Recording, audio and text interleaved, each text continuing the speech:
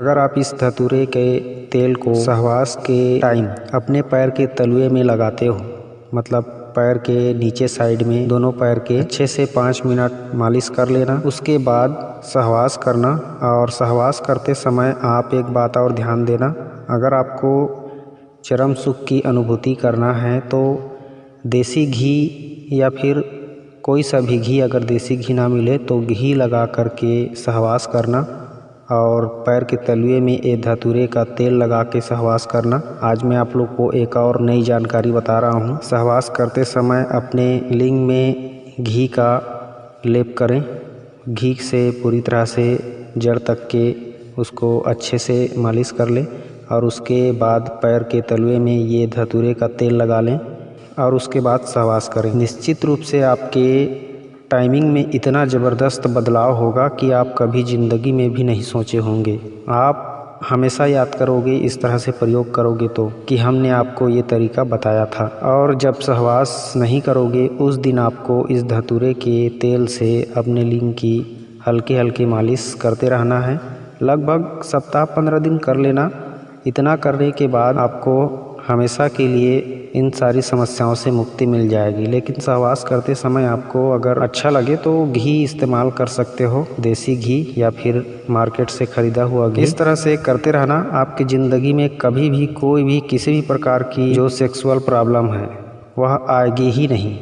आप एक क्या कई औरतों को खुश कर सकते हो एक ही दिन में। तो ज़्यादा बात ना करते हुए आज की वीडियो ज़्यादा इसकी प्रकृति गर्म होती है, इसलिए बच्चों को इसे नहीं खिलाना चाहिए। शादी होने के बाद ही इसका पाउडर शादीशुदा मर्दों को देना चाहिए, जिससे उनका गृहस्थ जीवन अच्छे से चल सके और उनका शरीर हमेशा जवान और फिट रह सके और कभी भी उसकी बीवी उससे नाराज ना रहे। और जो माता अपने बच्चे को दूध पिलाती है उस माता को भी, उस महिला को भी इस कांच बीज से दूर रहना चाहिए। और जो गर्भवती माँ बहनें हैं उनको भी इस कांच बीज का सेवन नहीं करना चाहिए। इससे गर्भपात होने का खतरा रहता है, क्योंकि यह बहुत गर्म होता है, शरीर में काम शक्ति को बढ़ा के मन में एक खलबली मचा देता है, चुल मचा देता है कि मुझे संभोग क्रिया करना है, रति क्रिया करना है। इसलिए दूध पिलाती महिला को और गर्भवती महिला को इसका सेवन नहीं करना चाहिए, क्योंकि इसका सेवन उसे करा दिया जाए तो काम शक्ति बढ़ने की वजह से संभोग क्रिया में ही उसे हमेशा लिप्त रहना पड़ेगा, जिसकी वजह से उसकी गर्भ में पल रहे बच्चे को खतरा हो सकता है। इसलिए गर्भवती महिला ना खाएं कांच बीज तो ही अच्छा है और बच्चे भी ना खाएं तो ही अच्छा है। सिर्फ 18+ ही इसे खा सकते हैं।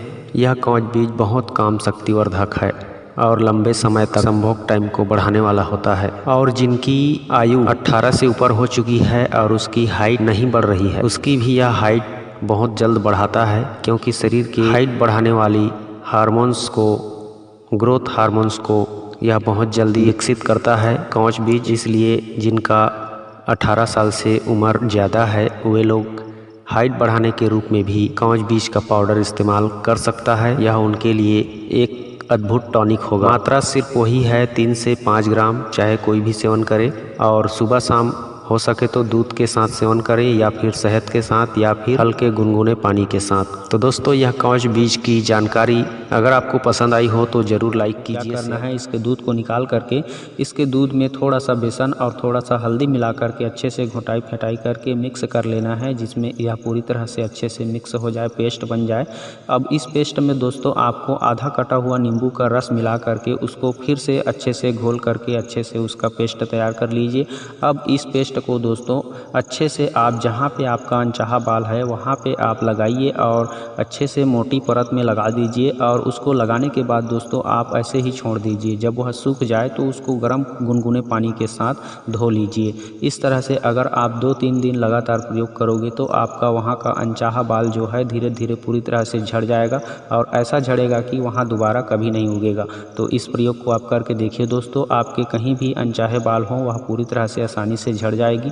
यह आयुर्वेद की शक्ति है, इसे ज़रूर अपनाएं दोस्तों। पपीते के पत्ते का और भी बहुत सारे गुण हैं। अगर आप उन गुणों को बिना जाने बिना समझे सिर्फ इतना समझ लें कि पपीते का पत्ते का रस, जूस मुझे प्रतिदिन पीना है, तो आपके शरीर से बहुत सारे रोग ऐसे गायब हो जाएंगे जैसे कभी आपको थी ही नहीं। पपीते के पत्ते का रस पीने से, मैं आपको संक्षेप में बता रहा हूँ, गठिया, साइटिका, जोड़ों का दर्द, हार्ट अटैक की समस्या, मधुमेह, शुगर की समस्या, एनीमिया, खून की कमी, कमजोरी, थकान, आँखों का धुंधला दिखाई देना, पीलिया या फिर आँखों की रोशनी धीरे धीरे कम होना, आँखों के आगे जाला दिखाई देना, हड्डियों का मजबूत ना रहना, ये सभी समस्या सिर्फ पपीते के पत्ते के रस पीने से ही ठीक हो जाता है।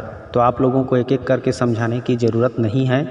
मेरे ख्याल से आप समझ गए होंगे कि सिर्फ पपीते के पत्ते का रस सुबह शाम पीना है खाली पेट। इससे आपको बहुत ही फायदा होने वाला है, संपूर्ण शरीर की सुरक्षा होने वाला है। अंधे के आँखों में भी रोशनी डालने वाला होता है यह पपीता का पत्ता। दर्द और तकलीफ से मुक्ति दिलाने वाला होता है यह पपीता का पत्ता। हार्ट अटैक से बचाने वाला होता है पपीता का पत्ता। मधुमेह के रोगियों को रोगमुक्त करने वाला होता है पपीता का पत्ता।